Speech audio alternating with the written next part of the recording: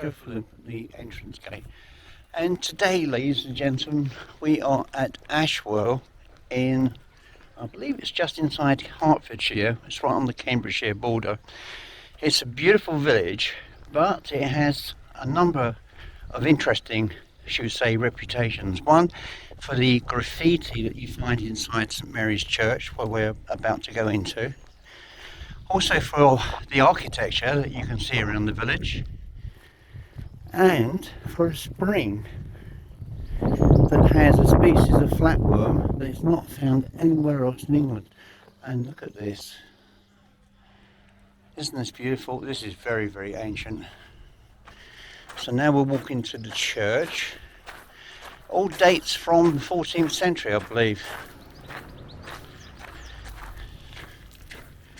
And it's certainly renowned for the graffiti that is found within its walls. That pertains to the period of the plague, or the Black Death. And what a gorgeous entrance. Absolutely beautiful. And we have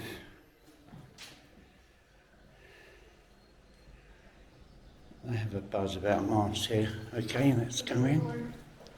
This door is incredibly ancient. And see all the little holes here, all the notices which would have been pinned here over the centuries. There are literally hundreds. All those dark holes is rusted metal. It's like a martyr who's been killed by spears. Oh, one step.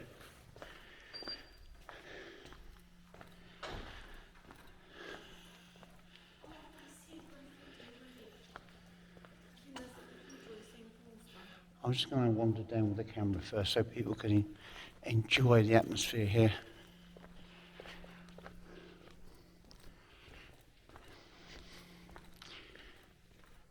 One was talking about the graffiti, and there's a lot of graffiti here. We'll come back to this shortly.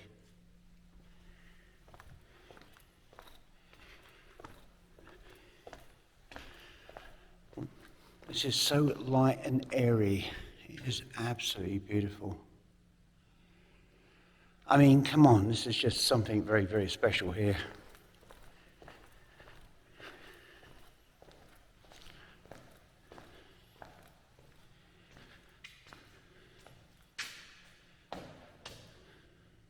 So what we have over here is an offertory or piscina, and these seats would have been occupied by senior clergy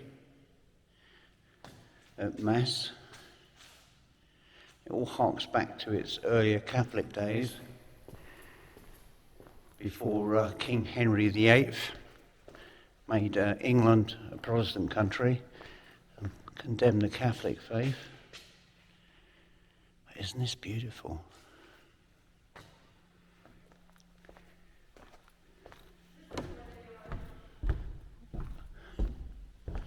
And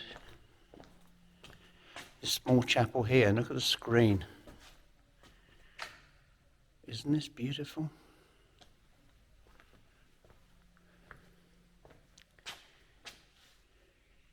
As I was trying to explain outside, this particular church is famous for its graffiti. A lot of it appertained to the period of the plague, the Black Death. And people of that period actually wrote of their feelings. And we have more graffiti over here. I'll read through some of the quotations that people have translated very shortly.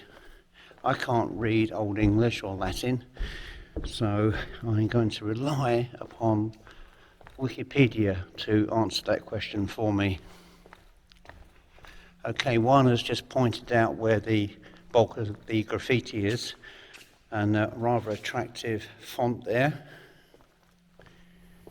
Lots of native stone here, look at this. No brick here, all stone. And here it is. The Ashwell drawing of Old St. Paul's Cathedral. This is old St Paul's Cathedral that you can see here, 1360. and that dates to 1360. On the wall of the church tower graffiti was inscribed, which reads, in obviously translated, 1350, miserable, wild, distracted, the dregs of the mob alone survived to witness.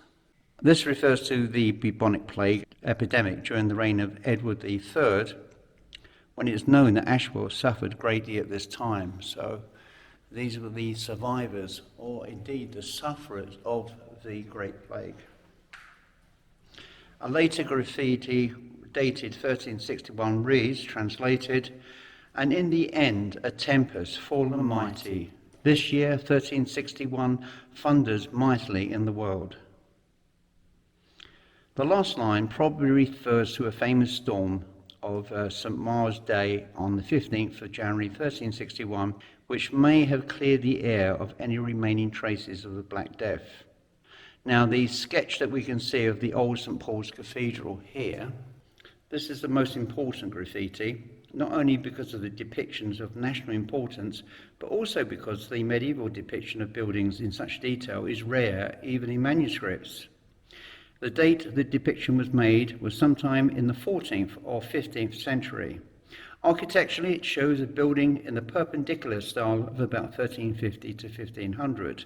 It cannot be earlier than the masonry of St. Mary's, which dates from around 1340. And if it actually does depict old St. Paul's, it cannot be later than 1561, when the spire of St. Paul's fell down. Anyway, we're going to have a look at some of this, and it certainly is an absolutely amazingly fascinating church to be in. Can you see the horse's head there? Did you see that, honey? There's a horse's head here. There's later graffiti. There's one here of 1858 that I can read. Some graffiti of what looks like to be the torso of figurines.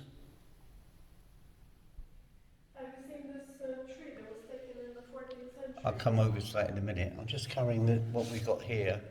A lot of, well, wild scratching really. Doesn't actually perform any kind of patterning. The other one next to the window. And we're looking up here as well. Yeah, I'll be with you in a second, darling. I just need to show these good people what we've got here. I'll just scan across there very, very gently. Okay, show me the way. There's one there. Okay, we've got a lot more up here, and I'm going to show you this more closely on the other camera. Some of this graffiti is quite later. I can see the date of 1948. So it's beyond the medieval, which we can see here.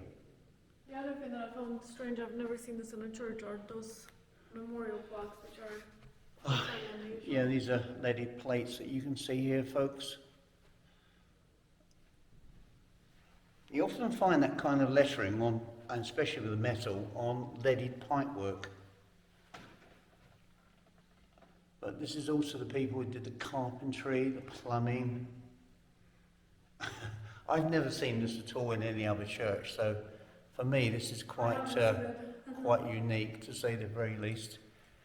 And let's just wander. Show me the rest of the graffiti. Oh, there's graffiti everywhere. There's even there and here on the bench. Yeah, it doesn't show so well here, and it's much later again. And you can see more graffiti down here. Obviously, those early graffiti artists encouraged others to come to this church and leave their mark. And we've got even more graffiti here. It looks like a V or maybe a W. Yeah, W that I can see. AW, obviously AW was practicing a lot his scribblings here. I think more contemporary graffiti is here as well. This looks like a figurine, but it's so badly scratched away it's difficult to decipher anything from it. And so if we just wander through, let's go and have a look at the other pillar that I showed you briefly earlier. I mean, to be perfectly honest, I can see graffiti on quite a few of the pillars here.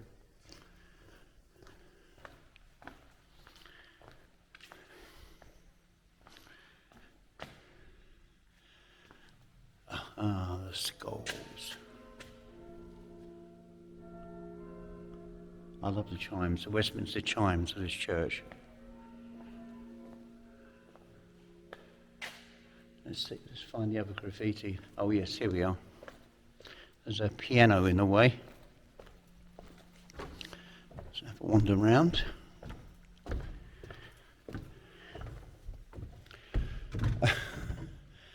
Well, there are so many names written on here. There's a date here of 1669. There's quite a few names written on names. I certainly can read the name of Morley, which you might see here. But yes, there is a lot of graffiti here, and it just goes all the way around the column. All different dates and different periods. But there's so much graffiti that it's virtually destroyed the earlier graffiti, so it's very difficult to actually interpret anything from this. And there's a much later one here we can see, 1880.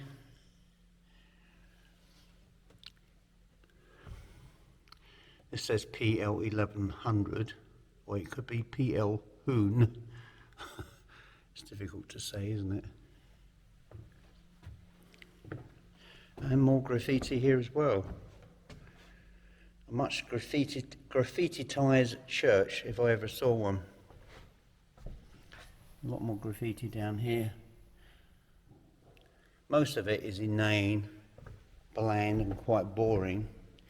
So the early medieval graffiti inside the tower really is of national significance because it tells a story.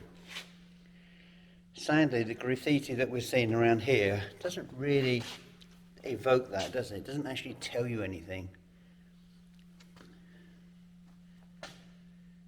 Just boring scratches by people in years long past. And yet more here. 1979, so yes, it's more contemporary here. And people are still doing it today. MJ 2014 with a cross. And he's written CM6. It could be initial CM or it could be a postcode. Another one here, God, not guns. There's rather attractive graffiti here. It looks like of the church. Have you seen this one over here, Oana? Look at this one. This is quite interesting. This certainly looks very early. I actually think it's this church. Oh wow, look at that. Can you see that? Yeah. Isn't that incredible? That is. We just go down here. I think it is one of those churches. Yeah. And that certainly is very, very old. And of course, more contemporary again, Hawk Wind, which was a rock band. But you know, even with contemporary graffiti, isn't it? You know, with contemporary graffiti, in 300 years' time, that graffiti will have relevance, won't it? Like, who's Hawk Wind? But this is the church. If this is the church, it is quite amazing, isn't it? Let's go around the rest of the column. There's graffiti everywhere, which is... A lot of it is bland and quite meaningless, but occasionally you come across, like that church inscription, you come across something really special. There is one from 1650. Oh, let's have a look over here.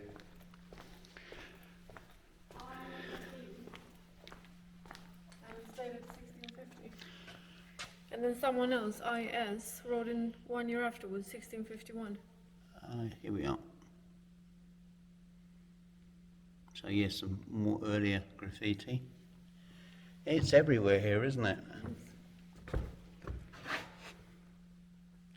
I'll tell you in a way, actually, when I look at some of the graffiti, I can tell that people then were much better educated There's one from 2020. than their contemporaries. I mean, if you look at modern graffiti, 2020, There's a new one, there's a tractor or something. yeah, it's almost childlike compared to the inscriptive glories of the early graffiti artists. And let's have a look over here. We might as well cover all of these columns.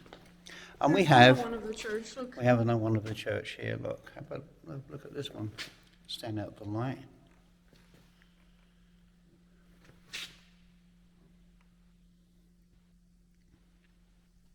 Now this is medieval. It's a face. It's an angel. I think it's got the wings, but that is definitely medieval. I think the verdict. Well, I'm not sure myself. I mean, Because look at the face. That's Yeah. a typical. It could be. And what else have we got? Anything There's else? something else here, but this is more of a symbol, I'd say. Looks more like a shoe, doesn't it? There's some strange symbiology here. Very, very odd. And more graffiti. The trouble is, there's graffiti over graffiti, so the message is long lost. That one is quite old, but There's a mess here. I went over that earlier. It is just an absolute mess. Let's check the other columns. Lovely church, though.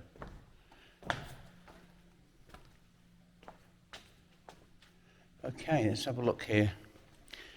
We've got initials here, something 16, that could be anything. Heart-shaped graffiti.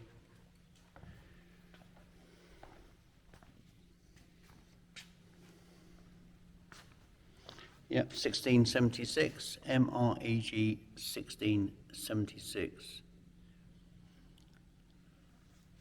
And for those of you from North America and further afield, I mean, all these discoveries here, this graffiti, this was all made before the New World was discovered, before Australia and New Zealand was discovered, or indeed most of the world outside of Europe, apart from China perhaps,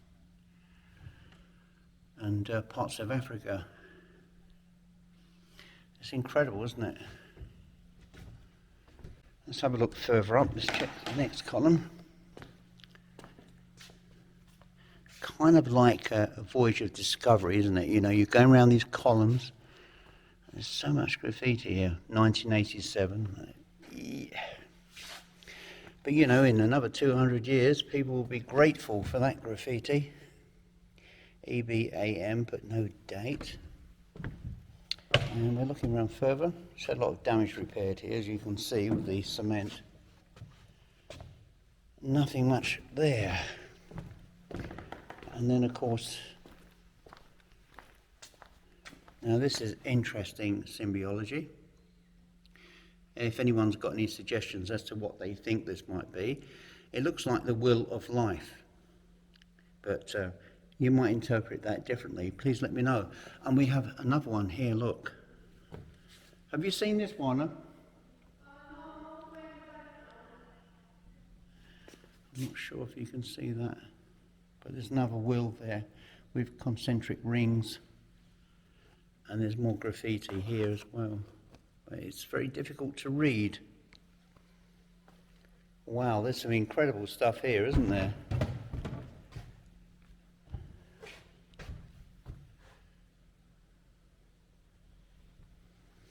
I mean, occasionally you're going to come across masons' marks, the people that actually erected these columns and towers, the builders of the church.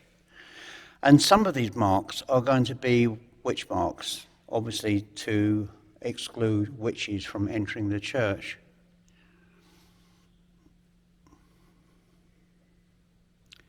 But yeah, it's very difficult to actually delineate anything else from that. Let's just wander over here. Another will. Can you see that? Really don't know what that is. Anyone's got any suggestions? Please leave them in the comments below. I'll come down for that, honey. I'm just trying to cover some interesting marks behind here, but it's behind one of the screens. So tell me, folks, what do you think of this church? I mean, it's taken us, what, an hour and a half to get here, but quite frankly, it is amazing. And this beautiful screen, this screen must date to around about the time of the church. I mean, look at this. This big old oak screen. It is beautiful. And the scrolling foliage, which is so atypical, and the cloistered archways. which is so typical of medieval. And They mentioned something about William Morris. oh yeah, this could be a William Morris actually, yes. So it is, I think this is the one. I need to get... It's quite well projected. Yeah, you can't see it so well here because it's got a plastic screen over it, or glass screen I should say. But it looks like the figure of Christ, and it certainly looks like a William Morris tapestry. I'll take a flash photograph and you can have a look at it from here.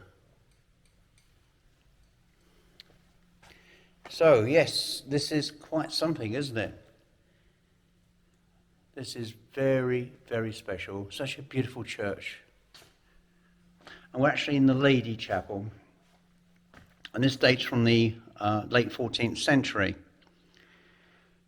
Originally, a priest paid by the Guild of St. John the Baptist prayed here daily. The statue of the Virgin Mary in the niche on the south side came from a bombed London church. The original was destroyed in Puritan times.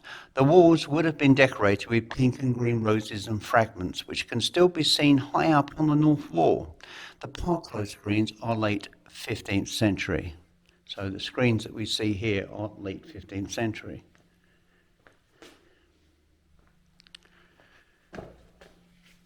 And then we can see the statue in the niche.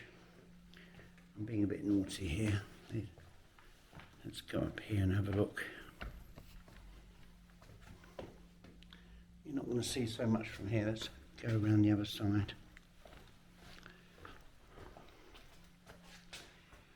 Light doesn't help, does it? But again, here's a photograph that I took, and you can see the figure in much more detail.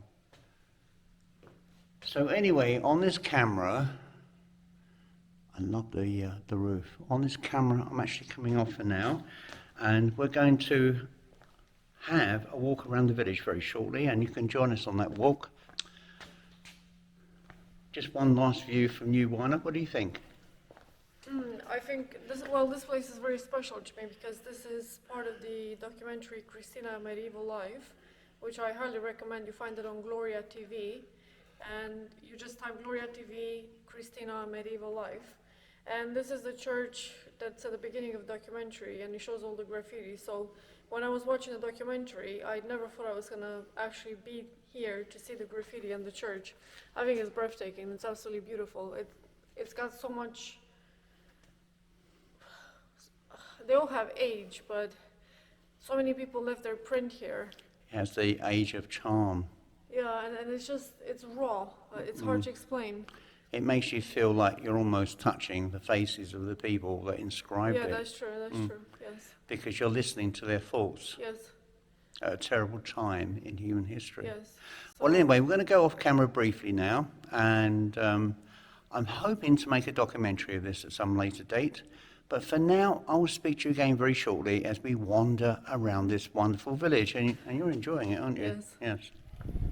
Okay, now we're having a little walk through the village and show you some of the splendid architecture of the place. It's very windy and blustery, so I may not be talking very much.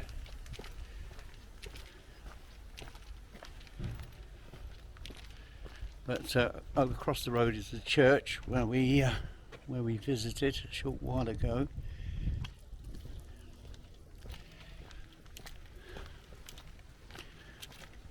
What a beautiful gate, isn't it?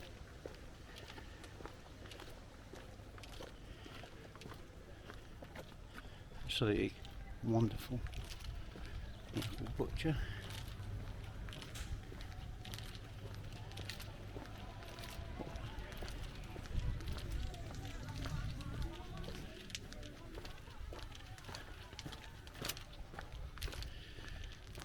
I have to say, this is what really fascinates me here.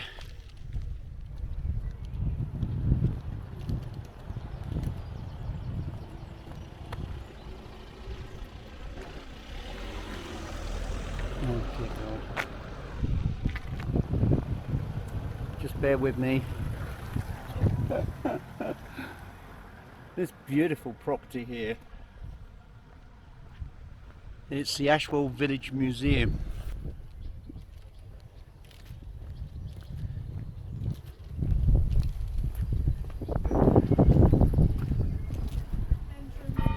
Well, probably not actually, I'd say 15th century. The entrance is on the Well, for a museum, it hasn't got a lot in there, to be honest with you. As you can see here, it's half empty.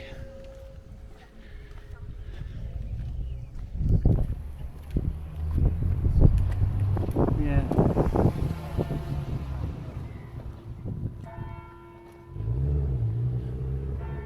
Let's have a wander down here. It certainly looks 15th century. There's a church in the background.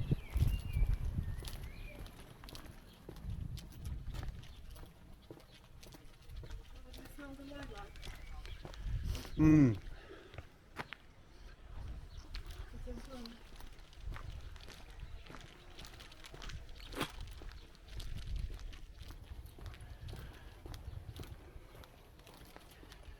The architecture here isn't too exciting. What I'm trying to do is take you down to where the springhead is, which apparently has got a species of flatworm not found anywhere else in the world. In fact, it's quite unique.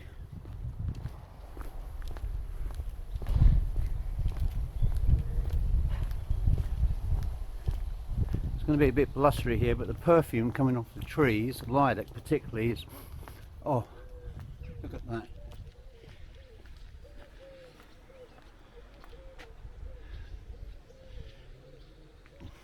You smelt the lilac, didn't you? Yeah. It is beautiful, It's so isn't it? strong, yeah.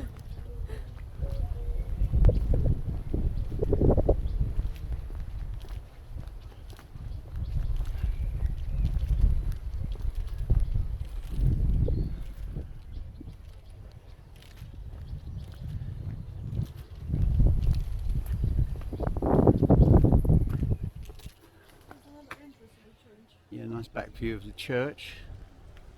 And I think this was probably the rectory at one time, if I may be mistaken. Yeah, it looks like the old rectory, doesn't it? What a beautiful house.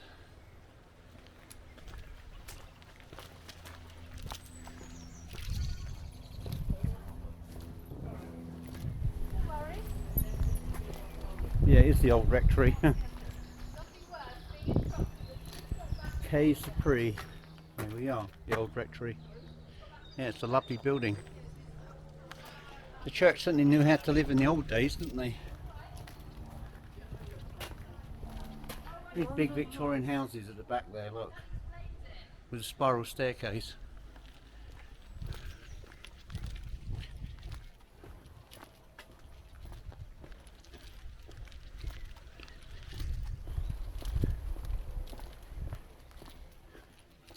It's not architecturally as interesting, but it's still quite fascinating.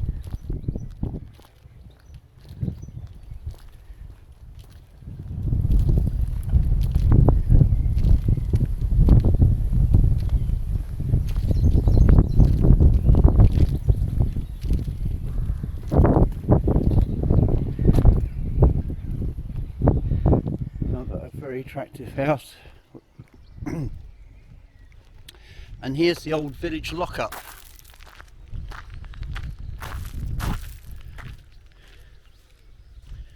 It's the Ashwell lockup. So if you had too much to drink and this stone walled structure with this heavy wrought metal studded door, you'd be thrown in here for the weekend until you sobered up and appeared before the magistrate on the Monday morning. I wouldn't like to spend a weekend in. I wouldn't like to spend a weekend in there, would you? There's more information here if you want to freeze the picture, and if you can see it, of course.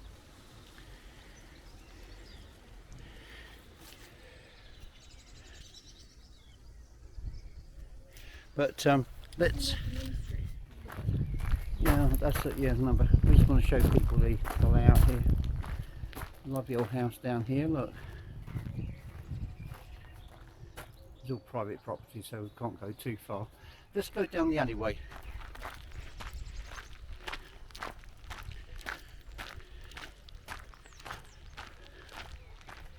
Oh, Ashwell Spring. we're going to meet the famous spring where this unique specimen lives. Gross. You don't like flatworms? No, I don't like flatworms. So.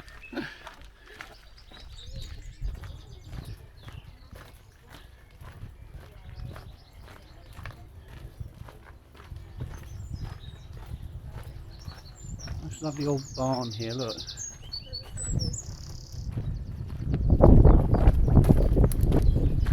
Now how do we get down there? Well, that's somebody's garden, so it has to be further on.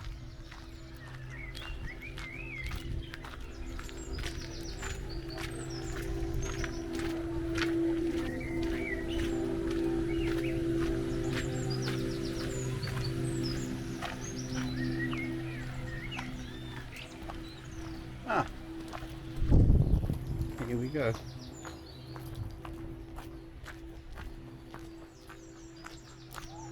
And here we are, the scene of the Ashwell Spring.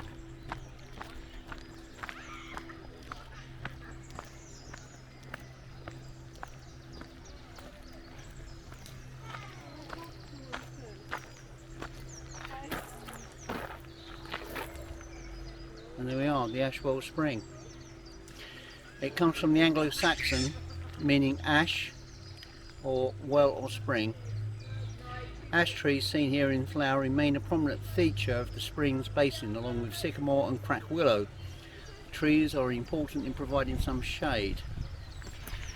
This site of special scientific interest was designated due to the importance of its rare freshwater invertebrates including flatworms such as Cranobia alpina and Polychelys felina and the caddisfly.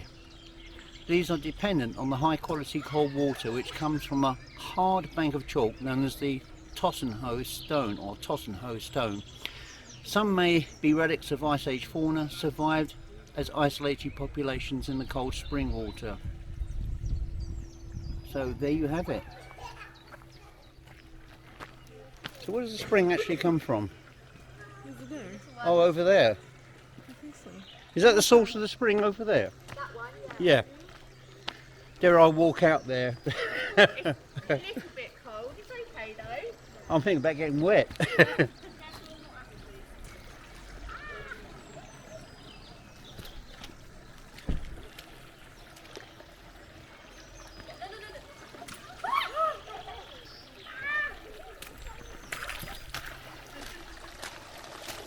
And here we have it.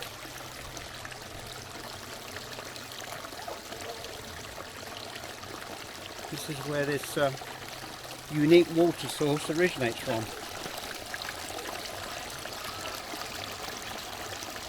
How about that?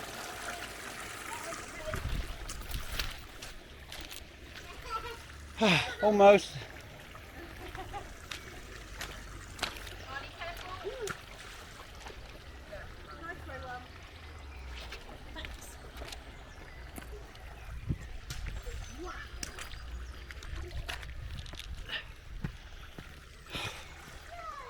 Done it. Yeah, that goes to your shoes. I'm a little bit wet, that's all. A little bit?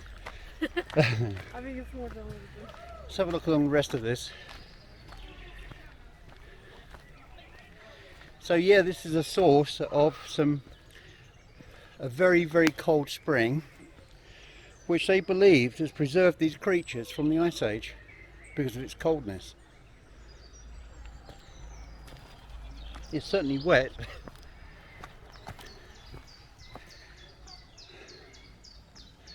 Oh, look at this. How can you have private? I can have a private How chair, can I- say no access. I mean, How who on can a earth would river want... be private? How would anyone want to walk up there? You can see it, private, no access. Why would it be private? How can you have it private? Unbelievable, isn't it? Oh, the British are strange people sometimes. Let's go.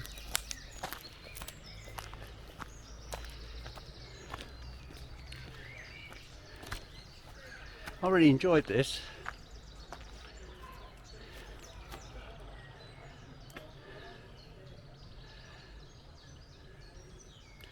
Dogs are only allowed here if they're on a lead.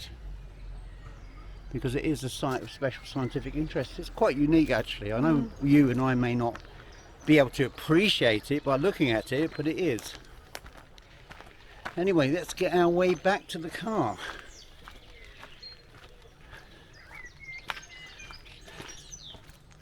You thought I was going to fall into the water, didn't you? You were convinced, weren't you?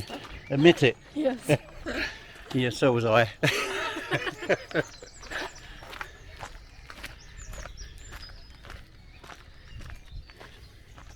When you get across to the other side, it's almost impossible.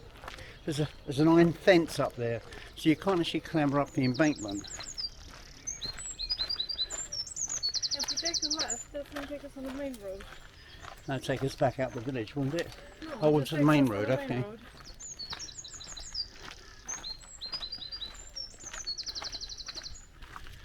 Yeah, I was getting a little bit worried. Only slightly. I was, yeah. I definitely was. I'm thinking, well, at the worst, I'm going to have 2 wet feet. But we made the spring, didn't we?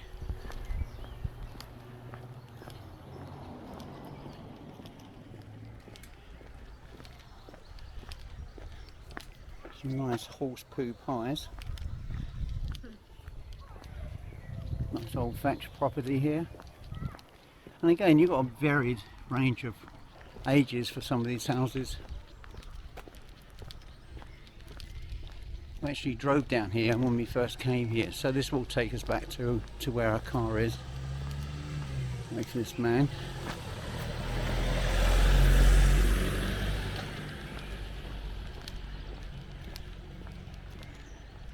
And there's a church in the distance. Sorry? Cute houses. Where? This one's the front. They're different. These aren't Tudor. These are They're still nice. early Victorian.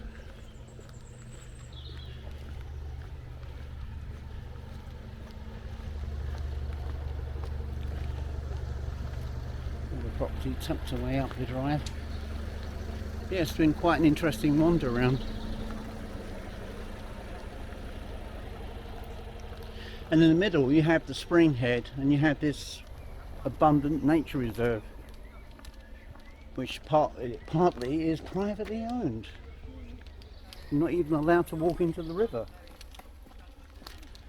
I can't imagine many people would have actually travelled up there, to be perfectly honest. It's not very inviting, is it? No. And they say the water's icy cold, so I cannot imagine for one moment anybody wanting to go in there.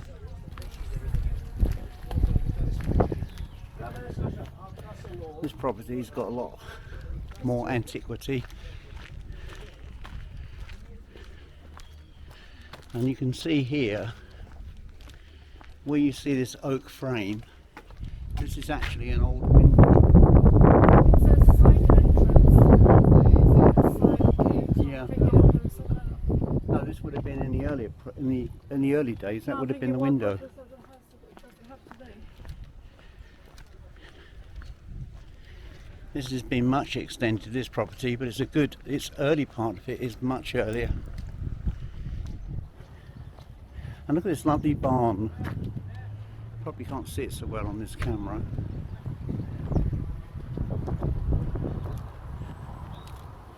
And now we're coming around the corner.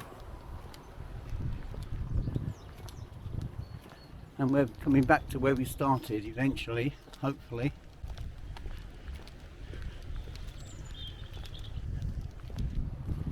Oh, now we've got to walk down the road. So we best walk facing the traffic.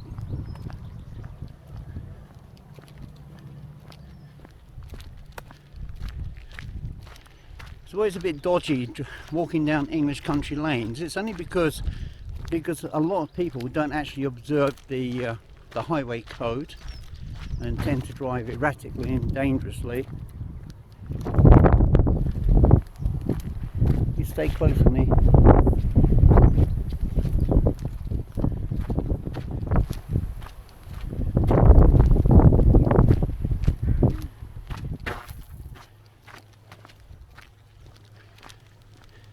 It looks is actually an enjoyable walk. You can smell the nettles though.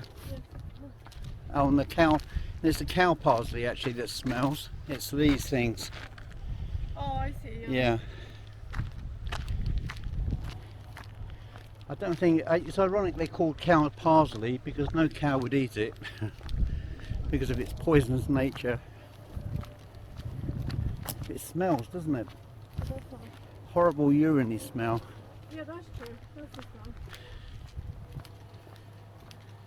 If it puts humans off, I'm pretty sure it put cows off. And the beautiful horse chestnut. Look at this. What a lovely specimen this is.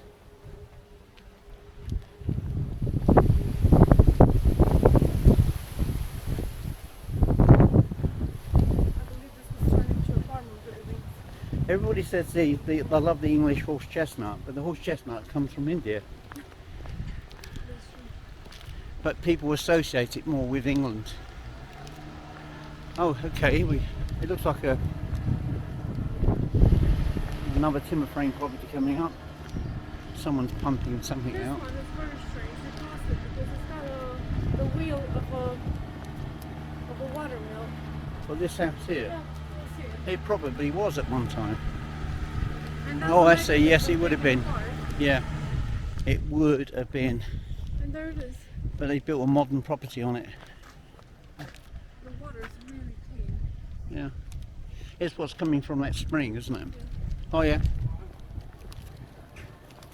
This would have been part of the original property here, look. It is a strange building architecturally. Very strange. It's very modern.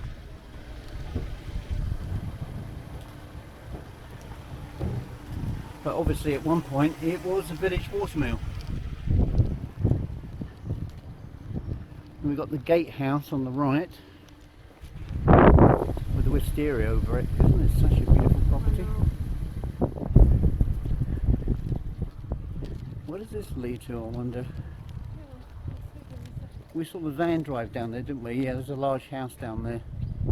Private property. Ashwell house. Okay, we're making our way back to the car park. Another timber frame property, part of which you can see it has that overhang, which tells you, in principle, it was built before the Great Fire of London. And this is the back of what used to be the rectory. I'll try and show you here. This is right in the middle of the village, so you've got the church to the right, and then swinging down you can see in the distance the old rectory and some paddocks. And lots of horse chestnuts here as well. And this lovely old house here.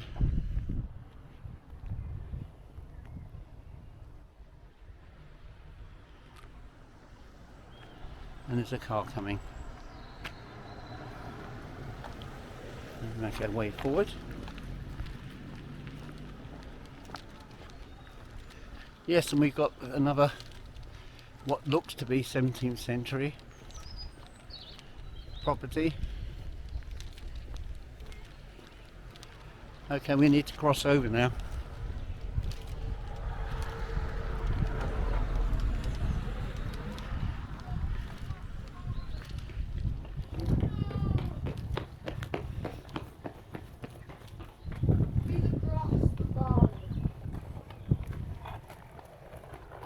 Okay, I'll just show you very slowly and then I'll read it to you. The road was widened 5 feet at this point in the year of 1857, the ground being given for that purpose by the Merchant Taylors Company of London to the parish of Ashwell. So there you have it.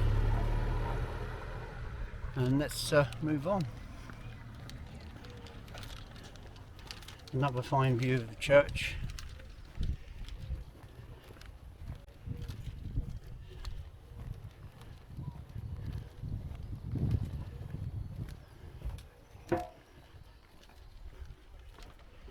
As you can see here, and then back into the street, and there's the pub.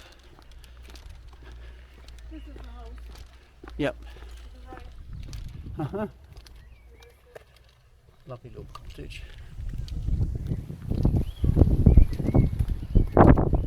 Stand over here, give you a sweet view.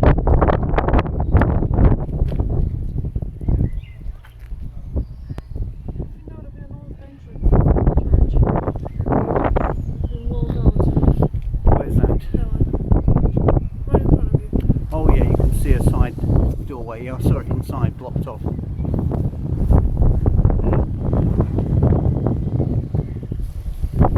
Okay, we need to go back over here. Get back to the car and go home.